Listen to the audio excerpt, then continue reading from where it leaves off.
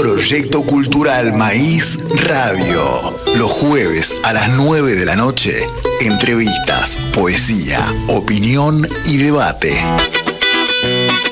El programa del movimiento social y político Proyecto Cultural Maíz.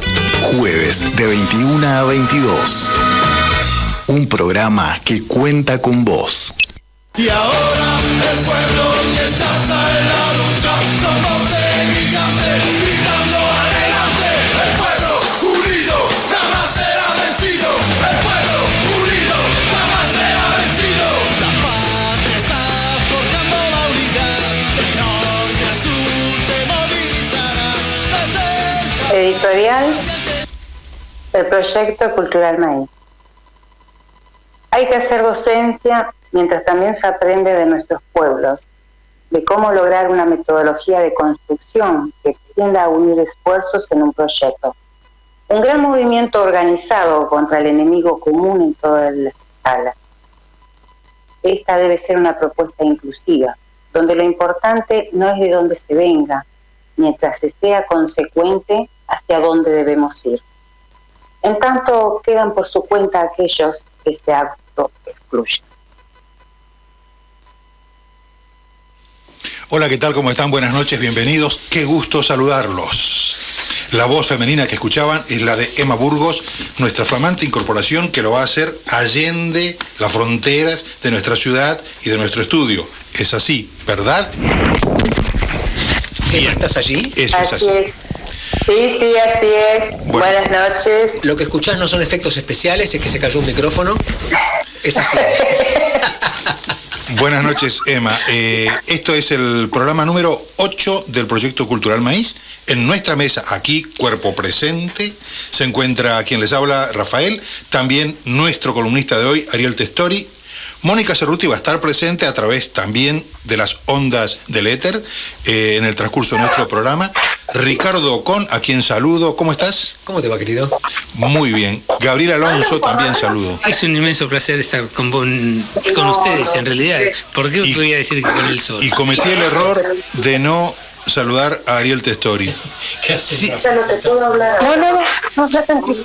Está saliendo al aire nuestra flamante incorporación, Emma Burgos, pero lo está haciendo desde la Patagonia, Argentina. Lo escuchamos, claro, la escuchamos. Entonces vamos a ir corrigiendo estas pequeñas cositas que van sucediendo. ¿Todo bien, señor Ricardo? Todo muy bien, más que bien, y los jueves además tienen este sabor a radio tan lindo. Yo voy a proponerte que se presente, Emma. ¿Qué te parece si nos cuenta? Emma, ¿quién es usted o quién sos?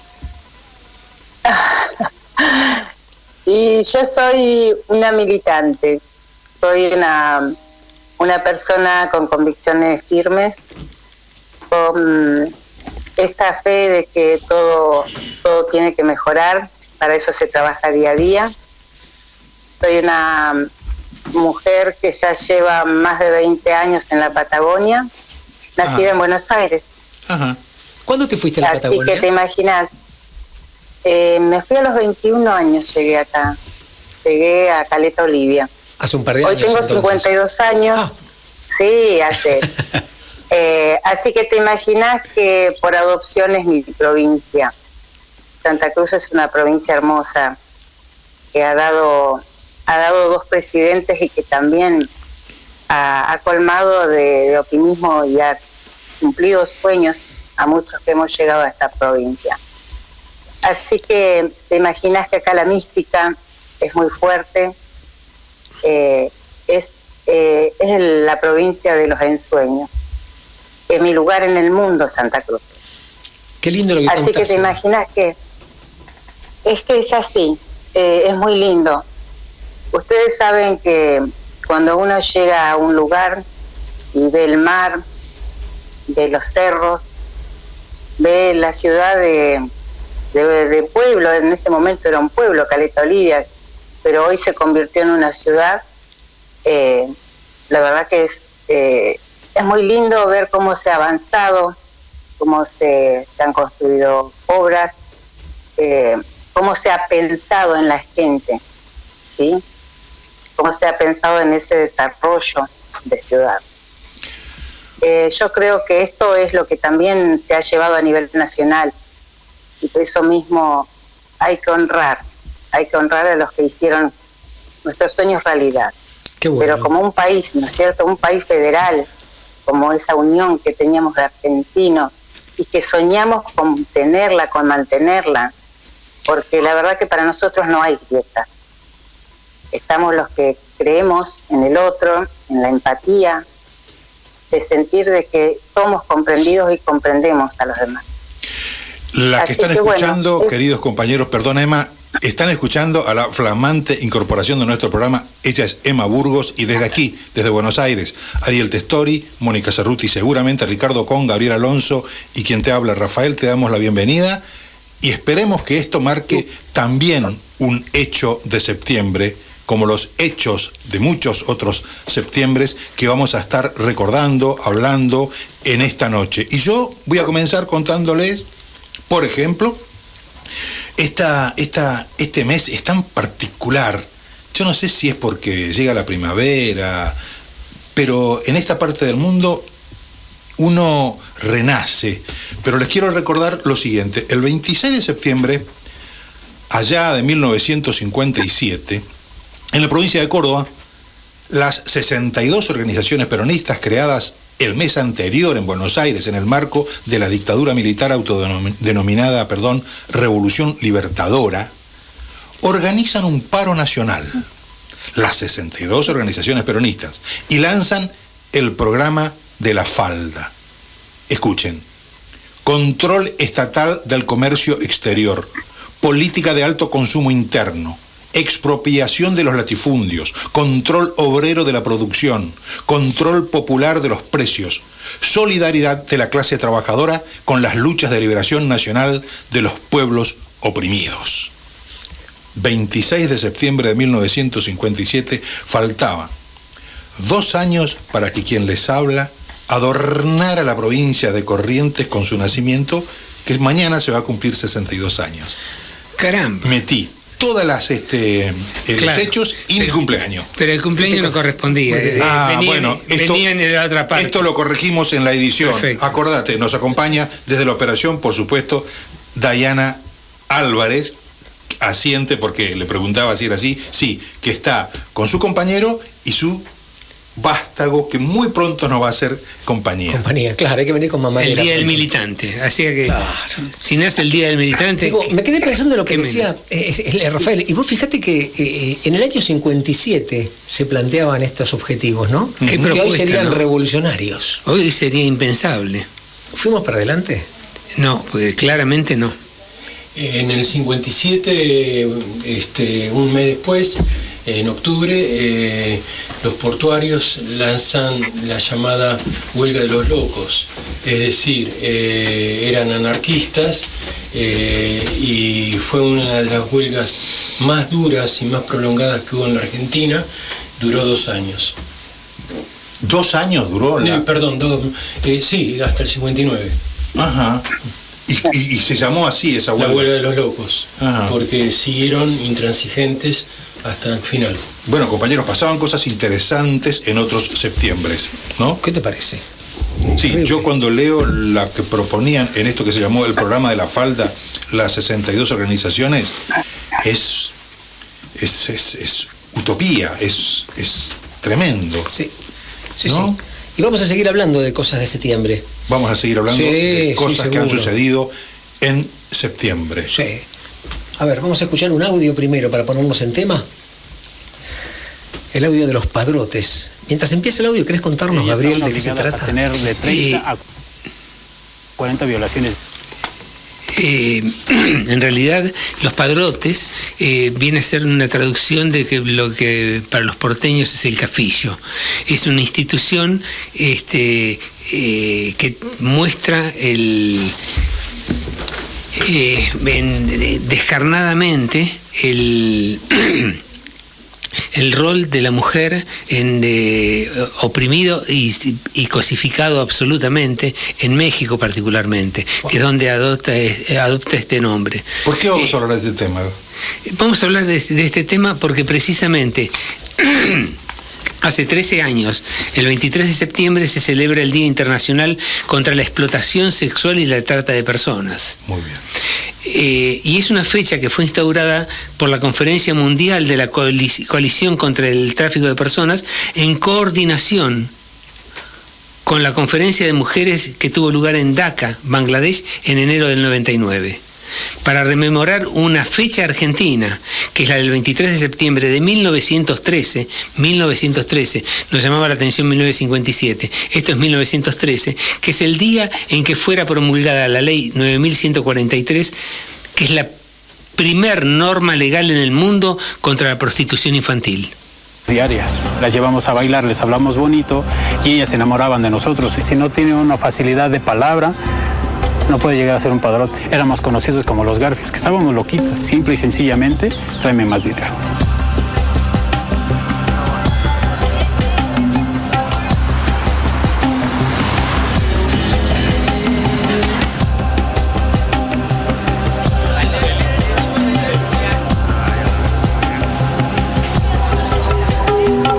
Cuando yo entré, mi hermano me dijo, nunca te enamores de nadie, porque a fin de cuentas son mujeres que no sienten. Ellas no sienten ni al momento en el que tienes sexualidad con ellas, ellas no tienen sentimientos. Las puedes cambiar, hoy tienes una, mañana tienes otra, nunca te enamores de ninguna. Después del tráfico de drogas y de armas, la trata de personas constituye el negocio transnacional que genera mayores dividendos. Quienes caen en las redes de los tratantes pueden enfrentar la explotación sexual, distintas formas de trabajo esclavo y mendicidad forzada y abusos de todo tipo, perdiendo sus derechos más básicos como la libertad, la seguridad y el derecho a vivir sin ser objeto de violencias. Nuestro mensaje es: sin clientes no hay trata.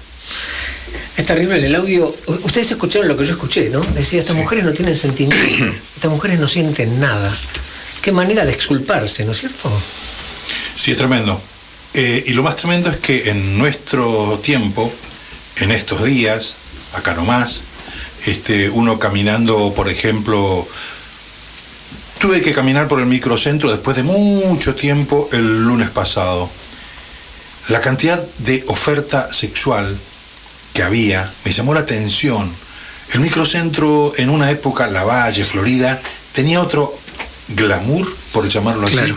Hoy, pandemia de por medio, neoliberalismo y postmacrismo, muchos negocios cerrados, muchas persianas bajas, y la única actividad a plena luz del día que pareciera que florece es la de la actividad de estas mujeres, de estas chicas, que espero que en el mejor de los casos sea de una decisión personal nada más, pero que sabemos que en muchos casos en realidad hay toda una red detrás que las obliga en muchos casos a prostituirse. Más allá de que conozco gente que exige, que está luchando hace algún tiempo por considerar su actividad, el trabajo sexual, como un trabajo de profesionalizarse. Exacto. Ya vamos a tener la oportunidad seguramente de conversar con alguna de ellas, de esas compañeras, en algún momento. Bien, ojalá que sí.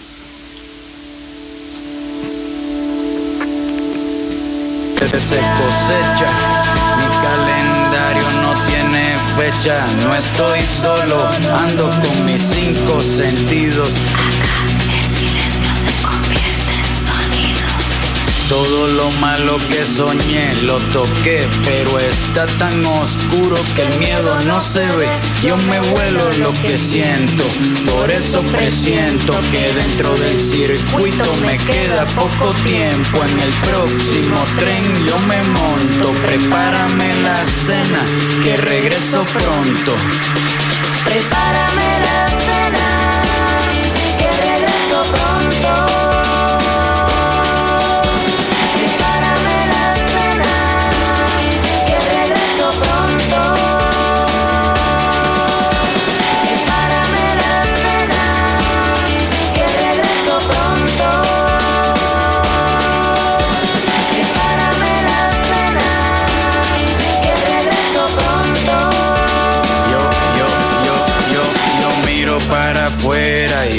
Para adentro, La reclusión es mi punto de encuentro. Me ubican dentro de lo marginal, pero en algún momento todos nos portamos mal. ¿Y quién determina lo bueno y lo malo?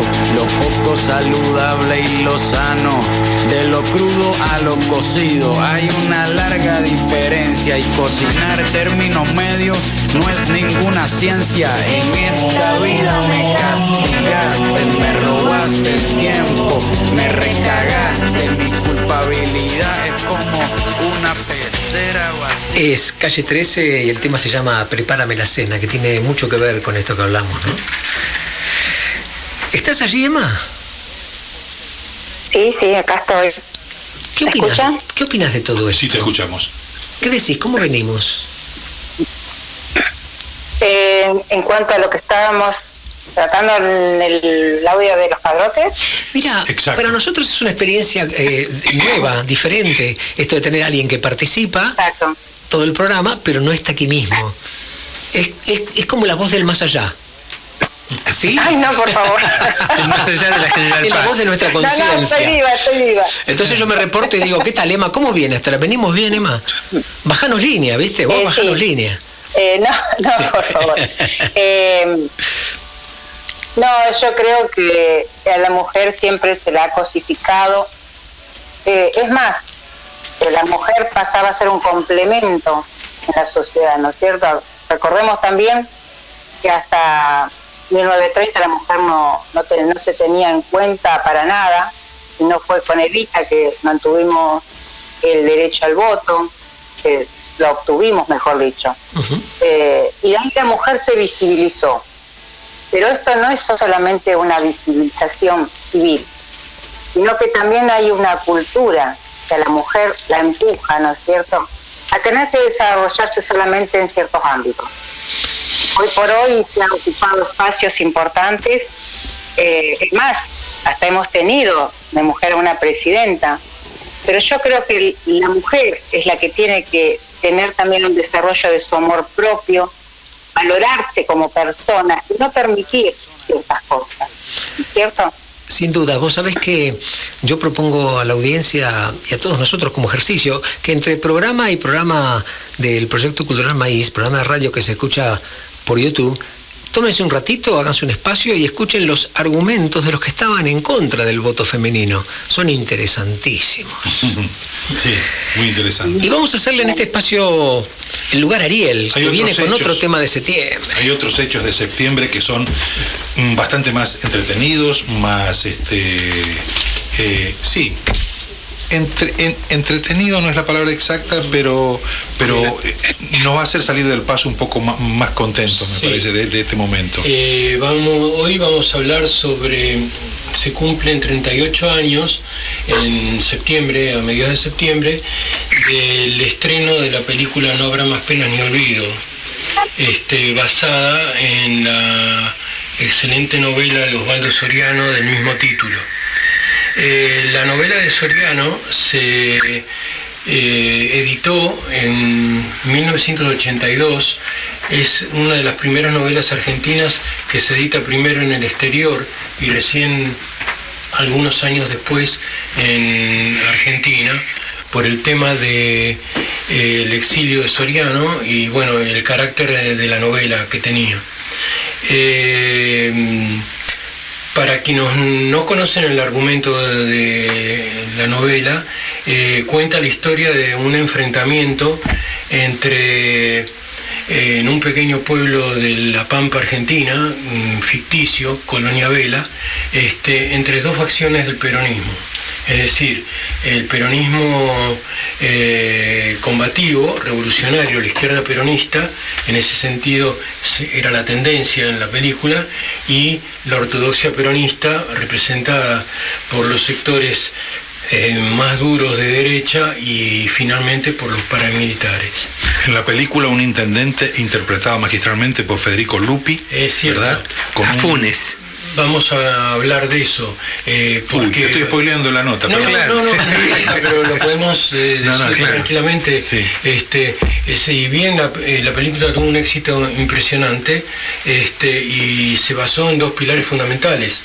Uno es el reparto que logró Héctor Olivera para hacer esta película, y donde entonces sí vamos a hablar de algunos personajes interpretados por algunos actores extraordinarios, sí. Y por otro lado el argumento, pero fundamentalmente por el guión y los diálogos y la adaptación de Roberto Tito Cosa, de la novela. ¿Qué nombres del cine también, no? Sí, claro. Y del teatro. Olivera. Literariamente no me voy a poner a hacer un análisis literario en estos momentos, pero lo que sí quiero decir, para explicar el éxito arrollador que tuvo No habrá más penas ni olvido, es que la primera obra literaria que pone en el tapete los enfrentamientos de los años 70, de los tempranos 70, en el cine, y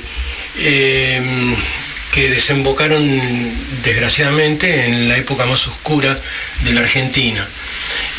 Pero desde el punto de vista literario la novela es mucho más que eso. ¿Por qué? Porque Soriano imbuye al texto de una cantidad de elementos renovadores que hacen que la novela sea diferente a lo que se había escrito antes en relación a la novela política. Primero por su discurso realista, que exaspera y que llena de tensión al lector. Y eso se va a transmitir, dada la genial actividad de Héctor Olivera en la película. Pero por otro lado, Soriano agrega un elemento novedoso, que es el surrealismo, el grotesco y el esperpento, cosas que él trae de dos maestros de principios del siglo XX, que son Valle Inclán y Miguel Ángel Asturias, con la famosa novela Señor Presidente, el guatemalteco Miguel Ángel Asturias. Sí, toda la literatura de Soriano pareciera filmable, porque escribe de una manera en que uno rápidamente ve una obra de teatro o ve y eso, claro, uno después se da cuenta y decís, claro, la forma que tenía de escribir era muy reconocible, muy llano. Uno escucha a esos personajes hablar, la entonación, las puteadas, cosas. Claro. Ahí lees y te haces la película. Exacto. Sí, exactamente. Está representando lo que uno vivió o ve del día a día, sí. En el vocabulario. A mí se me ocurre, para los más jóvenes que nos escuchan, porque hay algunos que nos escuchan y son jóvenes. Son más jóvenes que nosotros. Que no han vivido esa época. Sí, hay gente. Mira, me enteré, sí, hay. Entonces digo, por eso era bueno recordar, digamos, lo que vos contás es, Soriano lleva magistralmente al cine lo que era un enfrentamiento nacional, lo lleva a un pueblito, ¿no es cierto? Y por ahí convendría recordar que en realidad lo que sucedía era que había dos posiciones antagónicas dentro de la misma del movimiento peronista. Una ortodoxia, claro, y una corriente, podríamos llamar, más revolucionaria o más de izquierda. Por supuesto. Sí. Y digamos la patria peronista y la patria socialista. Claro, y se dirimió con violencia. Es cierto. Respecto a lo que comentabas recién vos, sobre lo que escribe Soriano y que es muy filmable, es cierto. Pero además, dentro de esta tónica, Soriano venía de escribir Triste, Solitario y Final, que fue una de las novelas que también conmovió el género literario argentino en los años 70. Pero después escribe Cuarteles de Invierno, que es casi, no digo que sea No habrá más penas ni olvido, pero está en la misma tónica. Y después otra novela que también tiene el mismo color es El ojo de la patria y A sus plantas rendido un león, que es tiene, ¿por qué? Porque tiene humor negro, acción muy vertiginosa y diálogos reales y conmovedores, que es lo que decían ustedes recién. Claro. Diálogos reales, algo que ustedes pueden expresar y que escucharon, si fueron testigos de la época, los escuchaban. Respecto a eso, Yo tengo una anécdota, la hago cortita. Yo leí la novela estando viviendo en el exterior en el año en que se publicó, en el año 82. La encontré de casualidad en la biblioteca de la universidad, una biblioteca que tenía 300.000 volúmenes y 100.000 volúmenes eran de lengua castellana, y de repente apareció la novela de Soriano, editada por Bruguera, en medio de la nieve y de donde yo vivía. Un hombre que era un fanático hincha de San Lorenzo. Sí, absolutamente. Y que contaba a Galeano u otros compañeros de letras y también del exilio, que el gordo, como le decían, llamaba en Europa era muy tarde, sí. Llamaba a Buenos Aires para preguntar los domingos cómo había salido San Lorenzo. Sí. Y no era fácil hablar desde Europa o hablar a Europa en los 70, en esa época en que él estaba viviendo su exilio. Bien. Llamamos por teléfono. El peligro nos acecha, pero el peligro son ellos, y por eso hay que seguir. Y en un abrir y cerrar honraremos la muerte de los combatientes. Pueden usar sus armas contra mí, cortar todas las flores del jardín, pero no detendrán la primavera. Pueden balearme contra una pared como lo hicieron ayer con el Che, y no muero.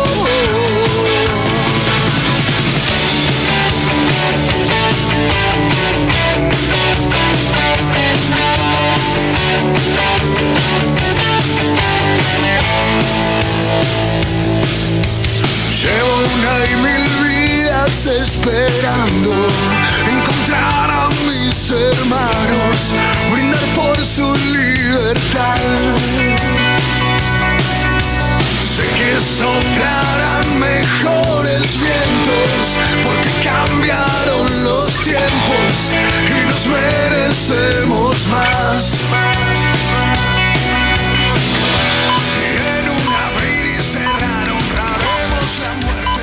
A pedido de Emma, fue La Primavera de la Mancha de Rolando. Muy bien. Qué ritmo, Emma. Es la más joven, evidentemente. Es la más joven de todo el grupo. Buenísimo por la incorporación. Muy bien, muy bien. Y tiene que ver con esto de septiembre. Sí, claro que sí. Bien. Yo estaba por pedir a Agustín Magaldi, claro. Pero bueno. Vamos a inaugurar, además de la columna y del editorial del PCM, el momento del bajón. Todas las flores del jardín, pero no detendrán la primavera. Pueden balearme contra Radio Rebelde.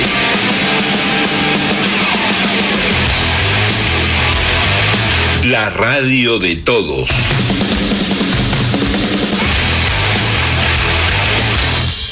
El Ángel de River.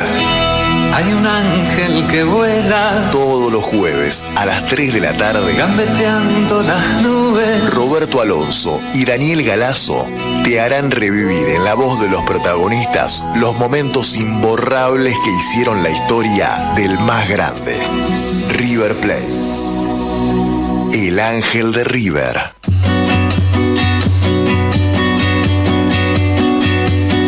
Volver a las 17.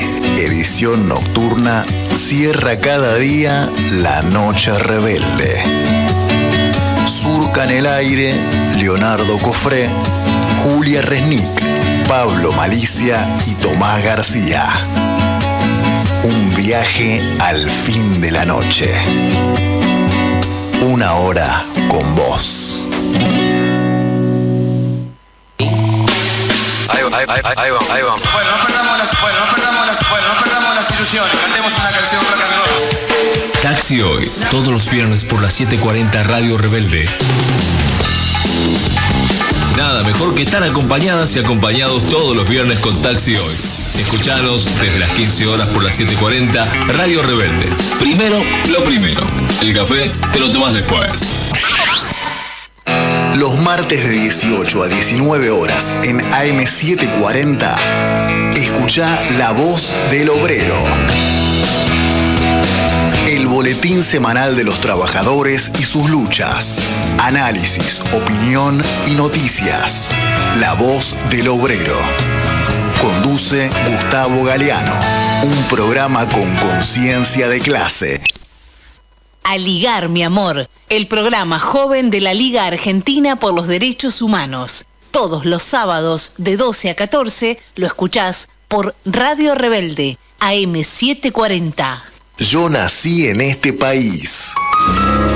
Un programa para el cual ser y sentirse argentino no basta con un documento de identidad. Recreamos la historia como algo vivo y palpable. Y así, desde el pasado hasta el presente, construiremos un puente que una las luchas populares de ayer con el pueblo victorioso de mañana. Los jueves a las 4 de la tarde, Yo nací en este país. Desde niño aprendí que patria es memoria y sueño bajo la piel. Con Daniel Galazo. Radio Rebelde.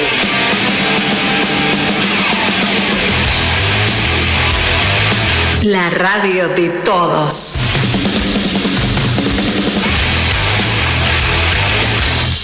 Y ahora el pueblo que se alza en la lucha. Nodo La Familia, emprendimiento agroecológico de la economía popular. Bolsones de verduras y hortalizas a precio justo. Consumiendo productos del Nodo, cuida su salud, su bolsillo y colabora con la economía popular. Nodo La Familia, Avenida María 1375, Don Torcuato, que además tiene su Twitter, @nodo_laflia. Y tenemos además a nuestros amigos compañeros de Conpropiedades, la inmobiliaria compañera, desde 1938 en Avenida San Martín 1802.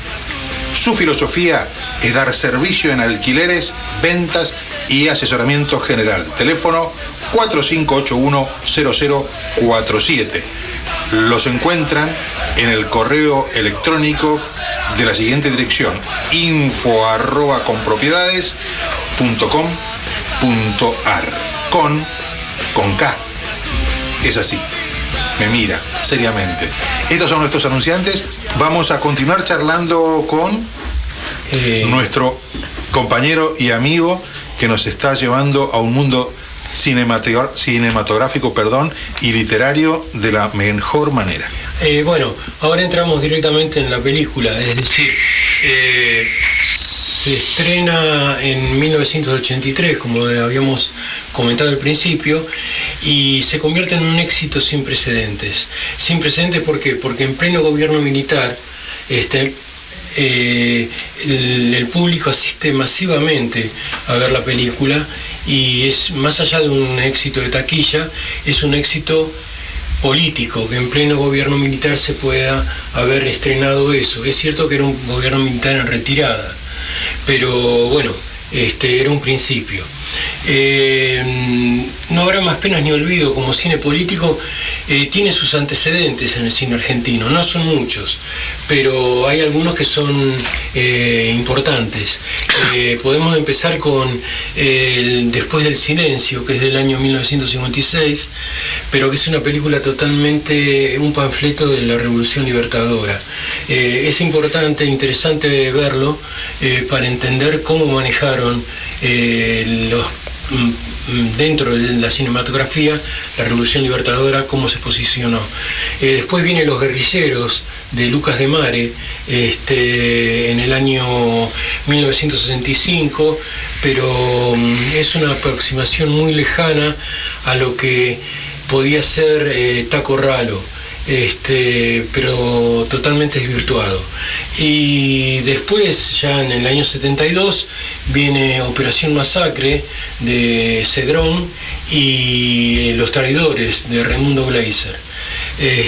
Y para llegar a 1974 con La Patagonia Rebelde de Olivera. Eso es un poco los antecedentes del cine político y antecedentes de No habrá más pena ni olvido. El éxito de No habrá más pena ni olvido y esta afluencia notable de público en esa época a ver ese tipo de cine, ¿tendría que ver con la necesidad de la gente de informarse y de explicarse qué estaba sucediendo? Me imagino que sí, que tiene que ver con eso mucho, pero también con el hecho de que en la película se ve algo que uno ya venía... los que tenemos canas ya veníamos diciendo en el 75 y en el 74 que la AAA eran las tres armas, es decir, la AAA era el ejército, era la marina y era la aeronáutica. Así que era una forma de gritarle a los que estaban en retirada algo que no podían evitar de escuchar o de enterarse, ¿no es cierto? Creo que viene por ese lado.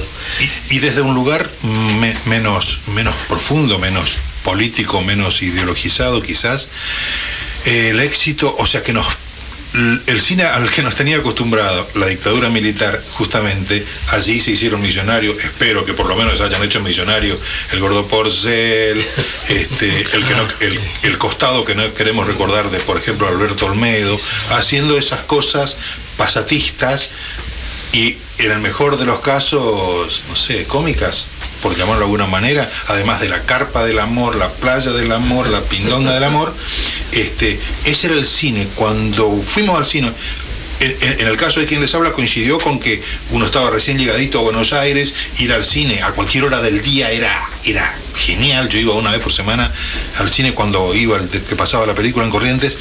Ir al cine, ver eso, hablado de esa manera, era muy movilizante.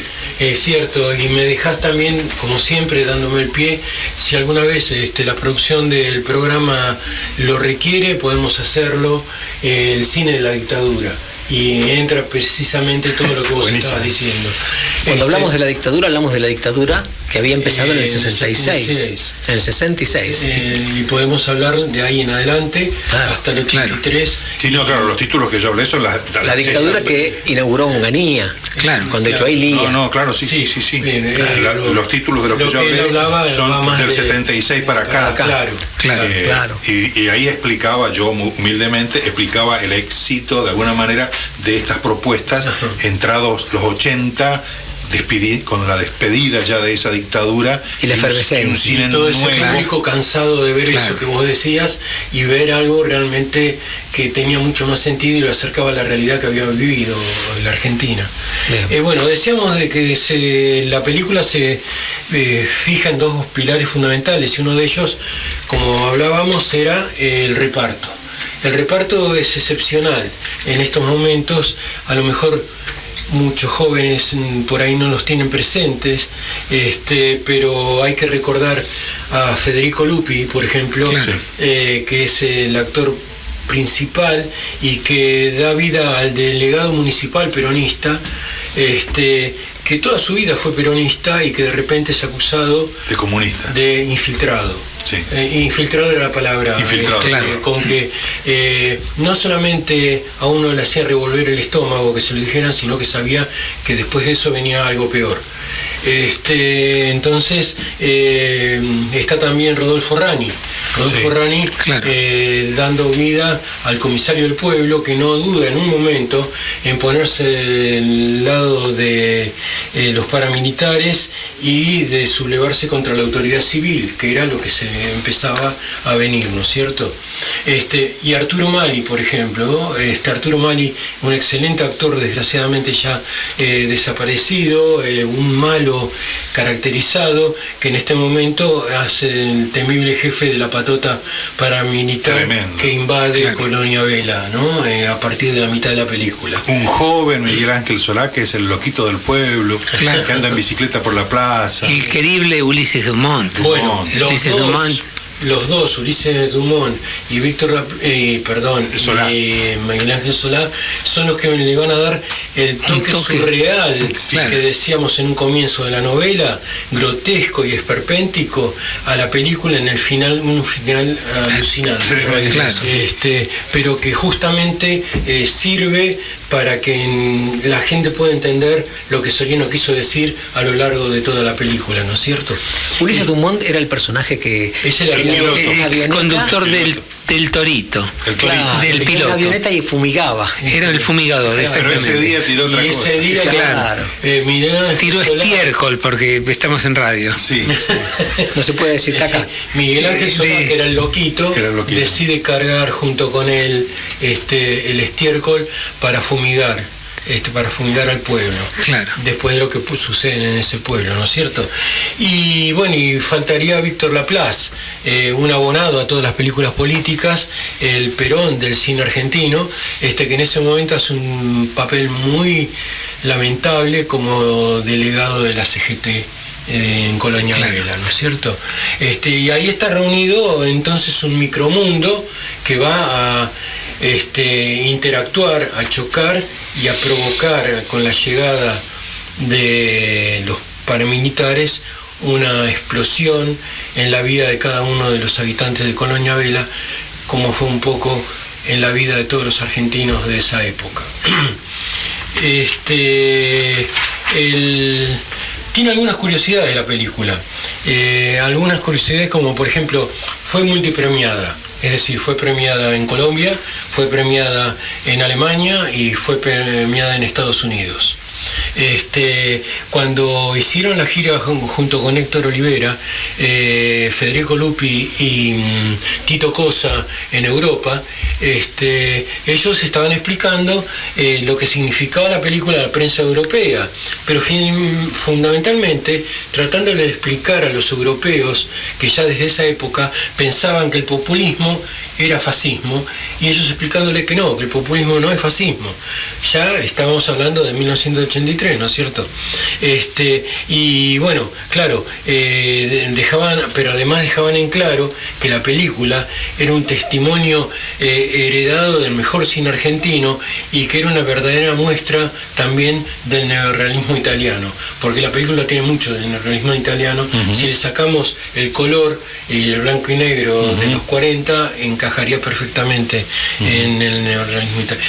Otra curiosidad que tiene es que cuando se estrenó en Estados Unidos en el año 1986, los Yankees, para hacerla mucho más comercial, la llamaron en inglés Funny Dirty Little War, es decir, una divertida y sucia pequeña guerra. Eso muestra un poco la mentalidad de la sociedad norteamericana hacia los problemas nuestros y a cómo entendieron, entre comillas, esta realidad que reflejaba No habrá más pena ni olvido. Como prefieren comunicarla, ¿no? Claro, o sea, también. Una guerra divertida y sucia es mejor que estar decidiendo el futuro de la patria. Claro. No hay roles femeninos importantes, ninguno. No hay roles femeninos. Alguno, como la mujer del delegado municipal cuando se entera pobre de lo que le va a pasar, y alguna persona más. En la vuelta a la plaza, la vuelta al perro famosa de esos pueblos, aparecen algunas, pero no son protagónicos. No son protagónicos. No. Y en ese grupo, por ejemplo, de lo que yo entendía en ese momento, era los militantes, la juventud peronista, que rápidamente adoptaban una postura.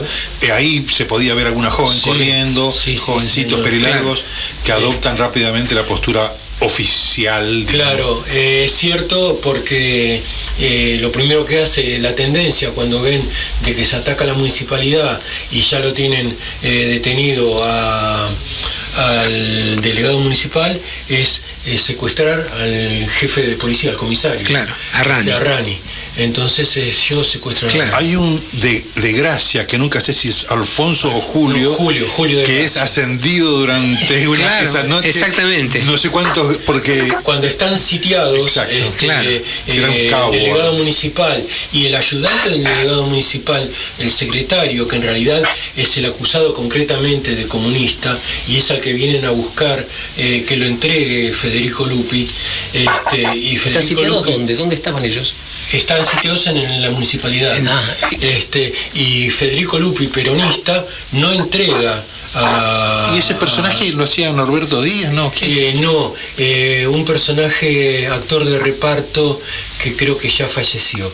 No recuerdo el nombre en este momento. Claro, él no lo entrega. No lo entrega y es lo que lo lleva a que entonces él se convierta en el enemigo a derrotar. ¿no? Claro. Hablamos de la carrera meteórica del policía. No, claro, porque Lupi, o el personaje de Lupi, trataba de convencer a ese cabo a que se pusiera en contra del comisario, que era su jefe natural, que era Rani. Y entonces lo ascendía, y el tipo no podía creer que en una noche pasó de cabo a sargento y a sargento primero. Claro. Pero sí, combate junto con el delegado municipal y junto con el secretario desde la municipalidad a la AAA. Está muy bien resuelto. Suprino, creo que se llamaba. Suprino. El delegado. El delegado sí, que van a golpearle la puerta de los cuarteles. Sí. Son muy creíbles todos los personajes, entrañables aparte, belleza. Y pintan un cuadro muy realista. Pero absolutamente verosímil. Para más o menos ir redondeando, lo que quería decir y es tal vez la parte más importante de este comentario, es que la película, a partir de comentarios de Héctor Olivera, enrolado a lo mejor en la línea radical, en el radicalismo argentino, y cierta crítica cinematográfica, perjudicaron a la película, porque la película fue acusada de ser una propaganda radical, y que además habría contribuido al triunfo de Alfonsín en noviembre del 83, ¿no es cierto? Así que la película, por ese motivo, terminó convirtiéndose en una obra maestra, pero en una película maldita dentro de la cinematografía argentina. Claro, no estaba exento de esas miradas tendenciosas, por decirlo de alguna manera, que quizás algunos la tenían. No sé cuál era la afiliación política de muchos, pero... Muchos entendieron que la película había sido lanzada estratégicamente meses antes de las elecciones del 83. Sí.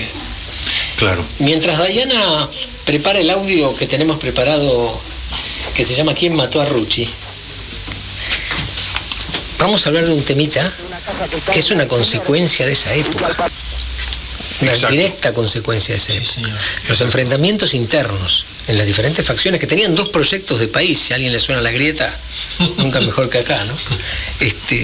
Llevaron a cosas como esta. Entonces habría sido copada desde anoche, esperando la visita PA, que no esté, y el vidrio completamente astillado no permite la identificación, y podemos observar en el interior todavía algunos rastros de los disparos y el equipo transmisor que conectaba este automóvil con la central obrera todavía en funcionamiento. El 25 de septiembre de 1973, a escasos 2 días de la aplastante victoria electoral de la fórmula Perón-Perón, con casi el 62% de los votos, fue asesinado en la puerta de su casa el secretario general de la CGT, José Ignacio Rucci.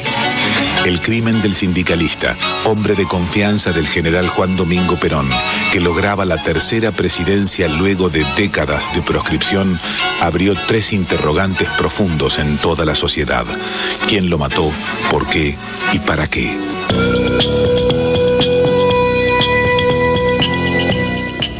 Bueno, fiel reflejo de la época, ¿no? La muerte de Rucci fue un estilo de hacer política que marcó con sangre la historia argentina allá por el 25 de septiembre también del 73. Y ese nombre con el que se conoció popularmente, los que se adjudicaron le pusieron ese nombre, Operación Traviata. No, porque fue un nombre gracioso. En esa época uno hasta se permitía bromear con esas cosas, ¿no? Claro. Porque había una publicidad de la galletita, de los 23 agujeritos. Claro, sí, terrible. Lo que disparó además todo esto, porque hubo diferentes versiones, si lo mataron los montoneros, si lo mató la CIA, si qué pasó, si lo había matado alguien más. ¿Qué desata también la barbarie, no? ¿Cómo reacciona Perón ante el asesinato de Rucci? Perón dijo, hay que matar al perro para acabar con la rabia. Y esa clave fue, para esa historia, ese modo de responder fue la clave de todo lo que vino después, ¿no? Yo no sé si ustedes se acuerdan de cómo lo vivieron. Sí, bueno, lo vivimos, sí. Año 73. Año 73, claro, sí. Año 73. Año 73. El comienzo de la... El comienzo de la matanza, el comienzo... Bueno, cuéntenme ustedes que estaban acá. Yo tenía 14 años, estaba terminando segundo grado. No, mentira, estaba terminando la primaria, igual, el secundario lo hice del 74 al 78. Estaba muy lejos. Cuando uno vive en el interior, Buenos Aires es muy lejos, en esa época, hoy debe ser distinto, pero era muy, muy lejos, lejísimos. Cuando yo me vine... o sea, saber que las cosas suceden acá. Yo vivía en una pensión en Avenida de Mayo y que las cosas sucedieran ahí o a 5 cuadras de tu casa. Es surrealista. Claro. Perón murió lejos. Yo vi pasar trenes cuando él llegó con banderas y después los vi volver. Gastaban a algunos peronistas que lloraban o que festejaban. Era muy lejano. Quizás era un microclima. Yo vivía dentro de un establecimiento privado. Emma, vos no todavía no tenías conciencia política, imagino, para esta época, eras muy chica. Pero, ¿cómo vivís hoy los recuerdos de esta situación? Y los recuerdos son de verlo a mi papá, muy triste, porque yo era chiquita, tenía 3 o 4 años, pero... Él obviamente era obrero metalúrgico. Te imaginas que él decía siempre que se había ido un grande de la CGT. Eso recuerdo. Recuerdo mucha tristeza. Recuerdo el día que murió Perón, que fue un día de duelo. Un año después. Son recuerdos, claro, son recuerdos imborrables, porque la tristeza que tenías era como que la orfandad caía, ¿no es cierto? Caía a un pueblo trabajador, a un pueblo que mediante él había conseguido tantos beneficios, había sido reconocido el trabajador en todos sus derechos. Entonces te imaginas que fueron días muy tristes, muy tristes. La verdad que lo de Rucci movió toda una estructura.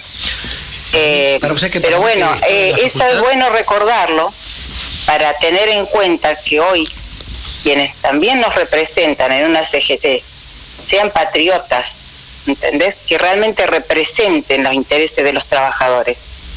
Creo que eso es lo que hoy tenemos que tener en claro nosotros. Tenemos que pedir representatividad en la lucha de nuestros derechos.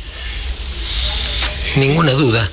2 cosas me vienen a la mente con lo que decís. Como dice Ariel, me das pie para decirte, primero, ¿viste lo que leímos al principio, lo que leyó Gabriel, si no me equivoco, de lo que fue la declaración de Córdoba, ¿no es cierto?, del 57? Sí. ¿Y qué dirían hoy nuestros dirigentes gremiales si escucharan esto? Por lo menos los ortodoxos, ¿no es cierto? Se escandalizarían. Vos sabés que la juventud, yo estaba en la facultad, estaba en primer año de la facultad, y la juventud en general, politizada, no te voy a decir que festejó el asesinato, pero entendió que el asesinato iba a marcar una época posterior y que le imponía a Perón una decisión. O se apoyaba en su juventud maravillosa, a la que había pedido apoyo tantos años, o se quedaba con la ortodoxia, que había ocupado el palco de Seiza cuando él llegó y tiroteó a todo el resto de la gente que lo fue a recibir. Bueno, ya sabemos que eligió Perón y sabemos cómo siguió la cosa, ¿no es cierto? Con respecto a Rucci y con respecto a lo que dice Emma, es interesante recordar que en el año 72, a pocos meses de las elecciones del 11 de marzo del 73, en Canal 11 había un programa que se llamaba El Pueblo Quiere Saber, donde hubo una confrontación muy inteligente, con mucho nivel, entre Rucci y Tosco. Y ese programa demostró el alto nivel de discusión sindical y política de ambos contendientes.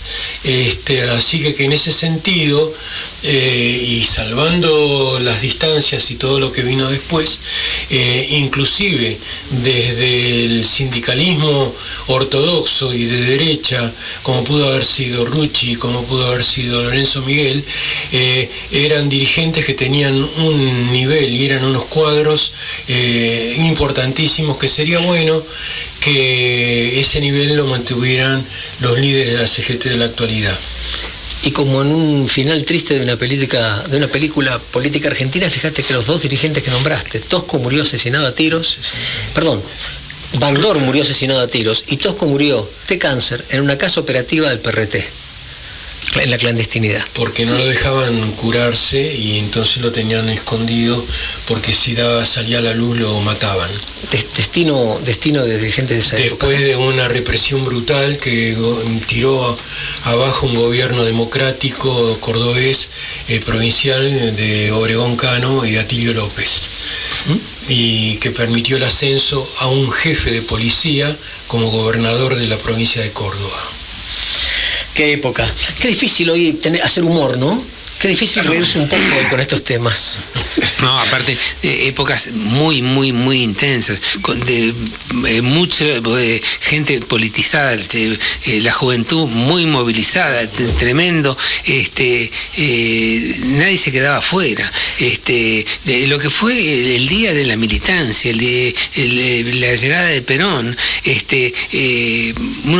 hay algunas imágenes de la gente cruzando el río Matanza, el Reconquista, a pie, los consejos, pero era una cosa increíble. Y el tremendo final que tuvo eso con el rol de Osinde y toda esa gente, ¿no es cierto? La masacre de Seiza. Pero eran épocas muy intensas, digamos, el término, ¿no es cierto? Yo la recuerdo como una época de pasión y compromiso. Sí, señor. De pasión y compromiso. Tal cual. Y creo que es nuestro deber recordar tomando lo mejor de esa época, porque el enemigo se encarga, y voy a repetir algo que ya dije seguramente acá, de prostituir, y perdón por las compañeras prostitutas, los más nobles, las más nobles acciones. Entonces ellos se encargan de decir que aquello fue una masacre, de que los peronistas se pelearon entre ellos, de que hubo muertos y demás, hacen su lectura. Si nosotros estudiamos y leemos, hay una novela muy interesante, la novela de Perón, así se llama, de Tomás Eloy Martínez. Uno puede ver la complejidad del momento y lo que significa y estar ahí, porque si no, bueno, humildemente desde La Rebelde tratamos de ponerle una pequeña cuñita a esa avalancha de información con la que el enemigo forma o formatea la cabeza de los argentinos. Tu final me da pie. Como decís, no habrá más pena, ni olvido. Tal cual. Ariel quiere decir algo más para empezar a despedirnos. Sí, quería decir que esa época, como ustedes dicen, fue una época de militancia, de compromiso, pero también de mucha solidaridad. El que no tenía solidaridad no jugaba en ese partido. O sea, la solidaridad que a lo mejor en esta época está faltando. Sí, bueno, yo antes de que nos despidamos quería recordar que ayer fue un día histórico en José C. Paz. Se inauguró la Universidad de José C. Paz, la Facultad de Medicina. Este proyecto hermoso de ampliación de derechos que día a día construimos junto a un montón de compañeros y compañeras, que es la terquedad que nos caracteriza.